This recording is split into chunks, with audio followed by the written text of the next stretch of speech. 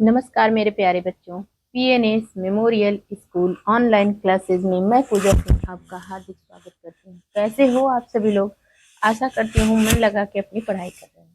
बच्चों देखो, इस वीडियो में हम लोग क्या देखेंगे कि जो हिंदी गद्य के विकास का संक्षिप्त परिचय है, उसमें बहुविकल्पी जो आप लोग का आता है ना, उसके लिए हम लोग पढ़ेंगे। ठीक है, तो 5 नंबर का शुक्ल युग आता है और शुक्लोत्तर युग।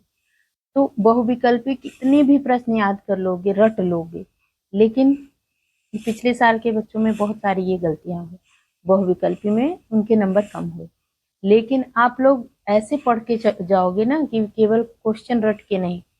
ये इसका संक्षिप्त परिचय मैं आप लोग को समझाऊंगी, फिर बहुविकल्पी कराऊंगी, तो आप लोग का गलत नहीं होगा। तो देखो, आप लोग के ही निर्धारित है ना, देखो 5 नंबर शुक्ल युग के और शुक्लोत्तर युग, और हिंदी पद्य का विकास और संक्षिप्त परिचय के लिए 5 नंबर है। ठीक ना, तो उसमें रीतिकाल और आधुनिक काल आएगा। तो इससे आपके ना जीवन परिचय भी तैयार हो जाएंगे, उसमें जो आता है आप लोग का कि ये किसकी रचना है वो भी तैयार होती जाएंगी। और 5 5 10 नंबर एक वीडियो बनाऊंगी 5 नंबर का, ये 5 नंबर का रहेगा आपका। लेकिन आप लोग को इतना एकाग्रचित होकर पढ़ना है कि एग्जाम तक आप लोग सही कर लो। ठीक है, तो चलिए देखते हैं क्या है आप लोग का शुक्ल युग। तो सबसे पहले हम लोग पेज नंबर, आप लोग पेज नंबर, चलो ये है आपका शुक्ल युग। देखो, शुक्ल युग को छायावादी युग भी बोलते हैं। शुक्ल युग को क्या बोलते हैं? पेज नंबर 13 खोल लो। शुक्ल युग को क्या बोलते हैं? छायावादी युग। ठीक है, अब इसमें सबसे ज्यादा विधा पूछती है लेखक जो हैं उसके और उनकी कृतियां। ठीक ना, तो चलिए, शुक्ल युग कब से कब तक है ये भी प्रश्न आया था पिछली बार। तो 1919 से लेके 1938 ईस्वी तक के काल को अब याद करो आप लोग मेरे साथ ही कि 1919 से 1938 ईस्वी तक के काल को हिंदी गद्य साहित्य में पंडित रामचंद्र शुक्ल के महत्वपूर्ण योगदान के कारण शुक्ल युग नाम दिया गया है। क्या दिया गया है? शुक्ल युग। तो देखो, किसके नाम पे पड़ा शुक्ल युग? पंडित रामचंद्र शुक्ल के नाम पे। और पंडित रामचंद्र शुक्ल जी का ही आप लोग में मित्रता अध्याय है। पहला अध्याय गद्य का मित्रता है, जिसके लेखक कौन है? आचार्य रामचंद्र शुक्ल। ठीक, और शुक्ल युग किसके नाम पे पड़ा? आचार्य रामचंद्र शुक्ल के। तो इतनी चीजें तो यहीं पे याद हो गई। अभी इससे प्रश्न कैसे कैसे बनेगा वो भी मैं बताऊंगी कि बहुविकल्पी जो प्रश्न आते हैं कैसे। लेकिन जब ये चीजें समझ में आ जाएंगी आप लोग को ना, तो कैसे भी घुमा के प्रश्न बनेगा आप लोग कर लोगे। ठीक है, तो इस युग को छायावादी युग भी कहते हैं। शुक्ल युग को ही छायावादी युग भी कहते हैं। प्रसाद युग भी, जयशंकर प्रसाद का आप लोग में कौन सा चैप्टर है? ममता, तो उनके नाम पर भी है प्रसाद युग। और प्रेमचंद जी का भी युग है, क्योंकि वो यही समय, यही जो आप लोग का 1919 से 1938 है, उसी समय प्रेमचंद अपने उपन्यास में भी उपन्यास सम्राट कहे गए हैं ना मुंशी प्रेमचंद। तो क्लास 9th में उनका आप लोग में मंत्र था, तो उनका युग भी है।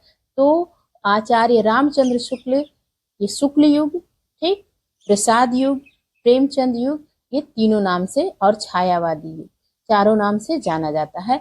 और इसका समय काल 1919 से 1938। ठीक, अब 1919 ईस्वी में पंजाब के जलियांवाला बाग कांड ने राष्ट्रीय चेतना को और दृढ़ता प्रदान की। जलियांवाला बाग कांड, हत्याकांड आप लोग जानते होंगे कि 3 तरफ से दीवार थी और बीच में घुस के अंग्रेज ने गोली चलाना शुरू कर दिया, और वहां पर बहुत ज्यादा लोग थे, 1000। और एक पतला सा रास्ता था जहां पे कुआं था। तो जो लोग भाग निकलने के, एक तरफ से गोली चल रही थी और 3 तरफ से दरवाजे, एक तरफ थोड़ा सा था, तो वहां से जो निकलना था वहां पे कुआं था। तो अगर जो बच के अपनी जान बचाना भी चाहा, बच के भागना चाहा, तो वो उस कुएं में गिर के मर गया। या तो अंग्रेज की गोली से मरा, क्योंकि वो सामने से जो दरवाजा था वहां से गोली चला रहे थे। तो ये बहुत ही दर्दनाक घटना है, जलियांवाला बाग हत्याकांड। तो वो जलियांवाला बाग जो कांड है, तो उससे क्या हुआ कि जो देश गुलाम था अंग्रेजों से, तो वो राष्ट्रीय चेतना जो थी और उसको दृढ़ता मिल गई, और युवकों का कल्पनाशील मानस कुछ कर गुजरने का। देखो सब लोग बंदूक उठा के नहीं, कुछ लोग लिख के, जैसे मुंशी प्रेमचंद ने क्या लिखा, शुक्ल जी ने क्या लिखा, प्रसाद जी ने क्या लिखा, ठीक है, छायावादी जितने भी लेखक आपके, महादेवी वर्मा हुई, ठीक, तो इन लोगों ने लिख लिख के लोग युवकों के अंदर वो चेतना भरी, आजादी के लिए अंदर से वो भाव भरे। ठीक है, ये नहीं है कि सब लोग भगत सिंह वाला ही काम किए, नहीं, बहुत सारे लोगों ने लिख के लोगों को जागृत किया। तो उसमें ही कल्पनाशील मानस कुछ कर गुजरने के लिए तड़पने लगा, और इस युग में पराधीनता और विवशता की अनुभूति से आकुल होकर यदि कभी वेदना और पीड़ा के गीत गाए गए, वेदना और पीड़ा के गीत महादेवी वर्मा, ठीक है, तो दूसरे ही क्षण स्वाधीनता के लिए सतत संघर्ष की बलवती प्रेरणा से उत्साहित होकर स्फूर्ति और आत्मविश्वास की भावना को मुखरित किया गया। ठीक है, इसी सुभद्रा कुमारी चौहान भी इस युग में थी। इस युग की सीमा में रचित गद्य अधिक कलात्मक हो गया, और वह चित्रण प्रधान, लाक्षणिक, अलंकृत और कवित्वपूर्ण हो गया। उसमें अनुभूति और सघनता और भाव की तरलता है, उनकी प्रकृति अंतर्मुखी हो गई, जिसमें अब देखो यहाँ पर आप लोग के लिए महत्वपूर्ण क्या है कि आप लोगों के लिए क्या महत्वपूर्ण है कि यहाँ पर आप लोग को लेखक पता चल जाएंगे कि शुक्ल युग में कौन कौन था। राय कृष्णदास, मेरे साथ ही याद करते चलिए कि राय कृष्णदास, वियोगी हरि, डॉक्टर रघुवीर सिंह, माखनलाल चतुर्वेदी, ठीक है, और जयशंकर प्रसाद, महादेवी वर्मा, सुमित्रा नंदन पंत, सूर्यकांत त्रिपाठी निराला, जिसके जिसके जो लेखक हैं इनके अध्याय जो आप में है वो आप लोग के मानस पटल पर छप जाना चाहिए। ठीक है, नंद दुलारे वाजपेयी, बेचन शर्मा उग्र, शिव पूजन सहाय आदि गद्य लेखकों ने छायावाद जो युगीन था गद्य साहित्य को समृद्ध किया। तो अब इतने लोग आपके छायावाद युग, प्रसाद युग, प्रेमचंद युग या शुक्ल युग, ये कहे जाएंगे कौन कौन? राय कृष्णदास, वियोगी हरि, डॉक्टर रघुवीर सिंह, माखनलाल चतुर्वेदी, जयशंकर प्रसाद, महादेवी वर्मा, सुमित्रा नंदन पंत, सूर्यकांत त्रिपाठी निराला, नंद दुलारे वाजपेयी, बेचन शर्मा उग्र, शिव पूजन सहाय आदि गद्य लेखक। ठीक, तो अब ये देखो विधा, लेखक और उनकी कृति। विधा पूछा जाता है ये किस विधा की है, तो एक तरफ आप लोग का लेखक है, एक तरफ कृति, एक तरफ विधा। तो आचार्य रामचंद्र शुक्ल का चिंतामणि कृति है। तो एक प्रश्न यहीं से प्रश्न आपसे पूछ देगा कि चिंतामणि किसकी कृति है, तो आप लोग कर लेना आचार्य रामचंद्र शुक्ल का। अगर प्रश्न पूछ दिया कि चिंतामणि किस विधा की रचना है, तो निबंध विधा की रचना है। ऐसे ही प्रश्न पूछेगा, 4 ऑप्शन दे देगा आप लोग का कि चिंतामणि के लेखक, तो आचार्य रामचंद्र शुक्ल दे देगा, जयशंकर प्रसाद दे देगा, सूर्यकांत त्रिपाठी निराला। तो जिसको जो इस वीडियो को अच्छे से देखेगा ना, तो वो कर लेगा कि चिंतामणि किसका है, आचार्य रामचंद्र शुक्ल जी का है। ठीक, अब पूछ दिया कि चिंतामणि किस विधा की रचना है, तो दे देगा कि निबंध, कविता है, कि आपका रेखा चित्र है, कि यात्रा वृतांत है, क्या है, तो आप लोग क्या बताओगे कि निबंध विधा की रचना है चिंतामणि। यहाँ से आपके 4-5 प्रश्न ऐसे ही बनेंगे, ऐसे ही प्रश्न बनाए जाते हैं। ठीक है, बहुविकल्पी। अब गुलाब राय का कृति है ठलुआ क्लब, निबंध इसका, निबंध जो है ये किस विधा की है, निबंध विधा की। ठीक, अब प्रेमचंद का गबन कृति जो है वो उपन्यास विधा की है। अब पूछ देगा कि गबन किसकी कृति है या गबन के लेखक कौन है, तो प्रेमचंद, और पूछ देगा किस विधा की रचना है, तो उपन्यास विधा की है। ठीक, और चतुरसेन शास्त्री की कृति है आत्मदाह, ये उपन्यास विधा की रचना है। ठीक, अब जयशंकर प्रसाद की कृति पुरस्कार को पूछ देगा, तो ये कहानी है। और आप लोग में कौन सी कहानी है, ममता। कौन सी कहानी है, ममता। प्रेमचंद की कृति है पंच परमेश्वर, जो कि कहानी है। और जयशंकर प्रसाद का नाटक है चंद्रगुप्त। तो अब इसको भी पूछ देगा चंद्रगुप्त कृति जो है किसकी है, या चंद्रगुप्त रचना किसकी है, तो जयशंकर प्रसाद की। और ये किस विधा की रचना है, तो नाटक विधा की रचना। और हरिकृष्ण प्रेमी, इनका प्रतिशोध, और ये नाटक विधा की रचना है। तो अब चलिए हम लोग शुक्ल युग के प्रमुख निबंधकारों में बाबू गुलाब राय, प्रेमचंद, श्याम सुंदर दास, जयशंकर प्रसाद, पंत, निराला, राहुल सांकृत्यायन, वियोगी हरि, हजारी प्रसाद द्विवेदी, वासुदेव शरण अग्रवाल। बच्चों बहुत जाने माने लोग पढ़ाने वाले ना, राहुल सांकृत्यायन को सांस्कृत्यायन बोलते हैं, ठीक ना। तो हजारी प्रसाद द्विवेदी, वासुदेव शरण अग्रवाल, डॉक्टर संपूर्णानंद, शांति प्रिय द्विवेदी आदि के नाम ये निबंधकार को बता रहे हैं। शुक्ल युग के प्रमुख निबंधकार बता रहे हैं आपको कि बाबू गुलाब राय, प्रेमचंद, श्याम सुंदर दास, जयशंकर, सुमित्रानंदन पंत चतुर चितेरे कवि हैं, और निराला, सूर्यकांत त्रिपाठी निराला, राहुल सांकृत्यायन, वियोगी हरि, हजारी प्रसाद द्विवेदी, वासुदेव शरण अग्रवाल, डॉक्टर संपूर्णानंद, शांति प्रिय द्विवेदी आदि के नाम उल्लेखनीय है।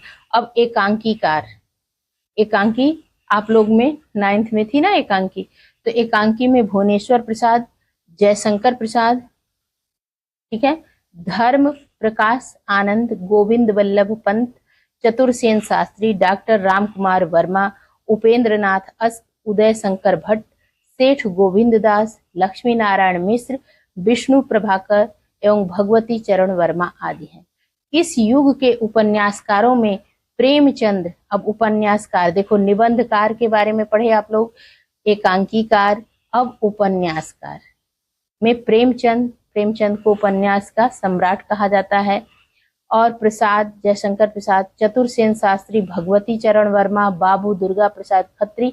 शुक्ल युग के कहानीकारों में प्रेमचंद्र, अब कहानीकार क्या क्या पढ़े, निबंधकार, एकांकीकार, उपन्यासकार, कहानीकार के बारे में अब जानना है। प्रेमचंद, ठीक है, उग्र राय कृष्ण दास, ठीक है, और विनोद शंकर व्यास, सियाराम शरण गुप्त, गोविंद वल्लभ पंत, पदुमलाल पुन्नालाल बख्शी जी। अब इन जिसको जान रहे हो तो इसके साथ ही ये जान जाओगे कि कौन कहानीकार है, कौन निबंधकार है, कौन उपन्यासकार है, ये यहीं से आप लोग को पता चल गया। अब ये आप लोग से जब पूछा जाएगा तो आप लोग को यहाँ से मेरे साथ ही इसको याद कर लोगे और दिमाग में आप लोग के ये चीजें क्लियर हो जानी चाहिए, स्पष्ट हो जाना चाहिए कि कौन उपन्यासकार है, कौन एकांकीकार है, कौन कहानीकार है, कौन निबंधकार है। और अब इनकी कृति के बारे में भी पढ़ेंगे। यहीं से प्रश्न ऐसे ही इसी से बनाए जाते हैं प्रश्न, जो आपके 20 नंबर के बहुविकल्पी आते हैं, ठीक। इस युग के अंतर्गत नाटक, यानी शुक्ल युग की बात हो रही है, नाटक के क्षेत्र में सर्वाधिक महत्वपूर्ण योगदान जयशंकर प्रसाद जी का है, जिन्होंने ऐतिहासिक नाटक लिखे। कैसे नाटक लिखे? ऐतिहासिक नाटक लिखे। उनके नाटकों में देश के प्राचीन गौरव के चित्र हैं, उनमें संस्कृति और राष्ट्र प्रेम की भावनाओं के रंग पर्याप्त गहरे हैं। चरित्र चित्रण, कथोपकथन व उद्देश्य की दृष्टि से प्रसाद के नाटकों की महत्ता असंदिग्ध है, ठीक। और प्रसाद के परवर्ती नाटककारों में लक्ष्मी नारायण मिश्र, हरिकृष्ण प्रेमी, राम कुमार वर्मा, सेठ गोविंद दास, उदय शंकर भट्ट, गोविंद वल्लभ पंत व उपेंद्र नाथ अस्त के नाम उल्लेखनीय है। अब नाटक किस किस ने लिखा? नाटक में सबसे ऊपर कौन है? जयशंकर प्रसाद जी। और उनके बाद कौन कौन है? लक्ष्मी नारायण मिश्र, हरिकृष्ण प्रेमी, राम कुमार वर्मा, सेठ गोविंद दास, उदय शंकर भट्ट, गोविंद वल्लभ पंत, उपेंद्र नाथ अस्त।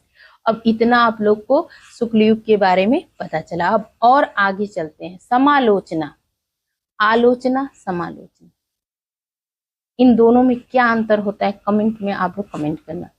और आलोचना मतलब ये नहीं है कि शुक्ल जी को आलोचक ही कहा जाता है, ठीक ना।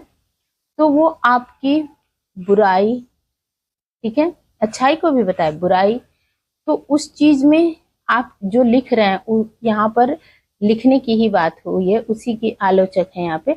तो समालोचना और इतिहास लेखन में आचार्य रामचंद्र शुक्ल के विराट योगदान के पश्चात आलोचना क्षेत्र में नंद दुलारे वाजपेयी, हजारी प्रसाद द्विवेदी, विश्वनाथ प्रसाद मिश्र और डॉक्टर नगेंद्र और डॉक्टर रामविलास शर्मा एवं इतिहास लेखन के लिए, अब देखो समालोचना करना किसी भी चीज की, जो होते हैं ना समालोचक, वो उसकी अच्छाई बुराई दोनों चीज के बारे में बात करते हैं। तो यहाँ पे लेखक जो लिख रहे हैं, जो कृति, उसकी समालोचना की बात हुई है। उस युग में कैसे कैसे लेखक थे, क्या क्या कृति लिखते थे, उस समालोचना की बात हुई। और इतिहास लेखन, इन्होंने जो आचार्य रामचंद्र शुक्ल जी ने, इनका पूरा इतिहास ही है, उससे ही पढ़ के जो आपके हिंदी के प्रोफेसर बनते हैं, वो उनके ही इतिहास से ही प्रश्न आते हैं। ठीक है, जो पीएचडी करते हैं, फिर आप लोग उन्हीं के इतिहास से आप ये सारी चीजें भी पढ़ रहे हो। ठीक है, उन्होंने कितने खंड विभाजित किए हैं, ये सब इनके ही इतिहास की इनकी पुस्तक है, आचार्य रामचंद्र शुक्ल जी की। ठीक, तो इस क्षेत्र में इन्होंने बहुत काम किया। इनके अलावा और किसने किसने काम किया? नंद दुलारे वाजपेयी जी ने, हजारी प्रसाद द्विवेदी जी ने, और विश्वनाथ प्रसाद मिश्र जी ने, डॉक्टर नगेंद्र, डॉक्टर रामविलास शर्मा ने, और इतिहास लेखन के लिए डॉक्टर रामकुमार वर्मा, गणपत चंद्र गुप्त, डॉक्टर लक्ष्मी सागर वार्ष्णेय और डॉक्टर मोहन अवस्थी आदि के नाम उल्लेखनीय है। ठीक, अब शुक्ल युग से कैसे प्रश्न बनेंगे उसको भी कराऊंगी। इतनी चीजें आप लोगों ने शुक्ल युग के बारे में पढ़ा। अब शुक्लोत्तर युग यानी छायावाद, उसके बाद का उत्तर का युग। ठीक है, तो शुक्ल जी के बाद का यानी 1936, 1919 से 1938 का आप लोग पढ़े ना, 1919 से 1938। अब इसके बाद यानी शुक्लोत्तर युग के बारे में आप लोग पढ़ेंगे कि 1936 के बाद देश की स्थिति में तेजी से परिवर्तन हुआ और हम कल्पना के लोक से उतरकर ठोस जमीन पर आने की चेष्टा करने लगे थे। राष्ट्रीय सांस्कृतिक चेतना से प्रेरित लेखकों ने यथार्थ जो उस समय हो रहा था, उस जीवन दर्शन को महत्व देना क्या किया? आरंभ किया। छायावादी युग के कई लेखक नई भूमि पर पदार्पण कर नवीन युग चेतना के अनुसार साहित्य रचना में प्रवृत्त हुए। फलस्वरूप 1938 ईस्वी के बाद के साहित्य को छायावादोत्तर कहा गया है। 1936 तक माना गया है ना शुक्ल युग, लेकिन उसके बाद से यानी 1938 के बाद का जो साहित्य लिखा गया वो छायावादोत्तर युग कह लो, शुक्लोत्तर युग कह लो, उस युग में आता है उस समय का लिखा हुआ साहित्य। इस युग में साहित्यकारों की दो पीढ़ियां साहित्य रचना में प्रवृत्त थी। इस युग में जो साहित्यकार थे, जयशंकर प्रसाद हो गए, प्रेमचंद हो गए, आचार्य रामचंद्र शुक्ल जी हो गए, जितने लेखक के बारे में पढ़े हो ना, तो उनकी पीढ़ियां जो साहित्य रचना में प्रवृत्त थी दो। कैसी? एक पीढ़ी उन साहित्यकारों की जो स्वतंत्रता प्राप्ति के पूर्व से लिखते आ रहे थे और उसके बाद भी सक्रिय रहे, और दूसरी पीढ़ी उन लेखकों की जो स्वतंत्रता प्राप्ति के बाद साहित्य सृजन में अपना शुरुआत की। ठीक है, तो पहली पीढ़ी में कौन कौन आ जाएगा? हजारी प्रसाद द्विवेदी, शांति प्रिय द्विवेदी, रामधारी सिंह दिनकर, जो पहले भी आजादी के पहले भी लिख रहे थे, आजादी के बाद भी, और यशपाल, फिर उपेंद्रनाथ अस्क, भगवती चरण वर्मा, अमृतलाल नागर, जैनेन्द्र और अज्ञे नगेंद्र, राम वृक्ष बेनीपुरी, बनारसी दास चतुर्वेदी और वासुदेव शरण अग्रवाल, और कन्हैयालाल मिश्र, प्रभाकर, भगवत शरण उपाध्याय आदि गद्य लेखक हैं। ये लोग दूसरी पीढ़ी के लेखक के बारे में जान लो। ये पहली पीढ़ी के लेखक जो आजादी के पहले भी लिखे, बाद में भी लिखे। और दूसरी पीढ़ी के लेखक में विद्यानिवास मिश्र, हरिशंकर परसाई, फणीश्वर नाथ रेणु, कुबेर नाथ राय, धर्मवीर भारती, शिव प्रसाद सिंह, ये लोग आते हैं। ठीक, अब हम लोग आगे पढ़ेंगे। देखो, सबसे पहले तो आप लोग याद कर लो कि शुक्ल युग जो है, छायावादी युग जो है, छायावाद युगीन जो बोलते हैं, वो 1919 से 1938 तक। क्या याद कर लोगे? 1919 से 1938 तक। अब इसके प्रमुख लेखक आप लोग याद कर लो कि आचार्य रामचंद्र शुक्ल, राय कृष्णदास, जयशंकर प्रसाद, प्रेमचंद, गुलाब राय, हजारी प्रसाद द्विवेदी, नंद दुलारे वाजपेयी, हरिकृष्ण प्रेमी, पंत, सुमित्रानंदन पंत जी प्रकृति के सुकुमार कवि कहे जाते हैं, माखनलाल चतुर्वेदी जी, और पांडे बेचन शर्मा उग्र, और निराला महादेवी वर्मा। अब जैसे इन लोगों का मिक्स करके यहाँ पे मिला के रचनाएं दी हुई है। जैसे चिंतामणि आचार्य रामचंद्र शुक्ल का है, तो चंद्रगुप्त जयशंकर प्रसाद जी का है। तो ये रचनाएं जब भी आए तो आप लोग शुक्ल युग का कर लोगे कि चिंतामणि, चंद्रगुप्त, गोदान किसका है? प्रेमचंद का।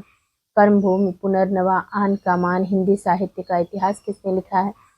तो यही हम लोग पढ़ भी रहे हैं ना। और हिंदी साहित्य का आदिकाल आज। और विधाएं, तो निबंध, विधाएं आप लोग को हमेशा के लिए हो जाएगा कि विधा क्या होती है। तो निबंध, नाटक, एकांकी, आलोचना, उपन्यास, कहानी, जीवनी, इतिहास, रेखा चित्र, संस्मरण आदि। और मतलब इस युग में, शुक्ल युग में निबंध के विकास का ये महत्वपूर्ण युग था। इस युग में बहुत ज्यादा ही आपके निबंध लिखे गए। ठीक, तो अब शुक्लोत्तर युग जो है उसके बाद का छायावादोत्तर युग 1938 से 1947 तक माना जाता है। अब इसके प्रमुख लेखक कौन कौन है? आचार्य हजारी प्रसाद द्विवेदी, फिर महादेवी वर्मा, अमृतलाल नागर, वृंदावन लाल वर्मा, सेठ गोविंद दास अज्ञे, इला चंद्र जोशी, जैनेन्द्र कुमार रांगे, राघव यशपाल, नंद दुलारी वाजपेयी, फणेश्वर नाथ रेणु, लक्ष्मी नारायण मिश्र, रामवृक्ष बेनीपुरी। ठीक है, अब इन लोग की बाण भट्ट की आत्मकथा। अब देखो, जितने लोग ये वीडियो देख रहे हो आप लोग कमेंट करके बताना कि बाण भट्ट की आत्मकथा किसकी रचना है। बहुविकल्पी प्रश्न में पहला यही रहेगा आप लोग का। फिर मृगनयनी स्मृति की रेखाएं किसकी है? विराट की पद्मिनी। मैला आंचल किसका है? जो आप लोग पढ़े हैं, इनकी कोई एकांकी पढ़े। ठीक, और सुनीता, सुखदा, अशोक के फूल, अतीत के चलचित्र, श्रृंखला की कड़ियां। तो आप लोग बताओगे कमेंट करके बाण भट्ट की आत्मकथा किसकी है?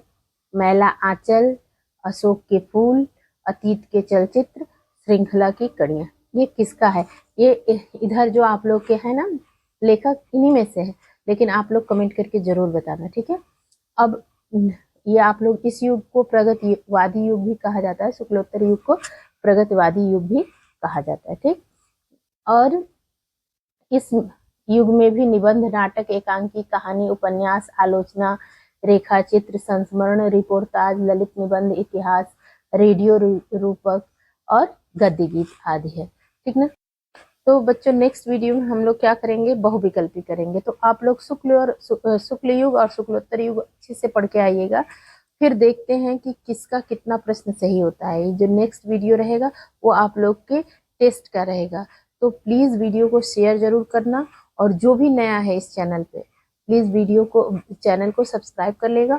और बच्चों इस वीडियो, ये जो आपको 5-5, 10-10 मिनट रोज आगे बढ़ते चलना है, तो उसके लिए आप लोग को क्या करना है ना कि थोड़ा थोड़ा ही पढ़ो, ज्यादा नहीं पढ़ो, लेकिन थोड़ा थोड़ा रोज एकदम अब एकाग्र होके पढ़ने का समय आ गया है, क्योंकि अब बहुत ही कम समय बचा हुआ है। फरवरी में आपका एग्जाम रहेगा, और ये आप लोग का कितना तारीख निकल गया आज, तो अब देख लो कि 2 से 3 महीने भी नहीं है। तो इसलिए आप लोग ना एकदम शांत एकाग्रचित होकर और लग जाइए एकदम पढ़ाई में, तो ही आपका अच्छा नंबर आएगा। लेकिन हम लोग रोज रोज रोज रोज 10 नंबर 5 नंबर ऐसे तैयार करते चलेंगे, तो अब आप लोग एकदम इधर उधर नहीं, कहीं भी नहीं भटकेंगे, कुछ भी अदर काम नहीं, बोर्ड एग्जाम तक। ठीक है, तो नेक्स्ट वीडियो में बहुविकल्पी के साथ मिलती हूँ। ठीक है, धन्यवाद।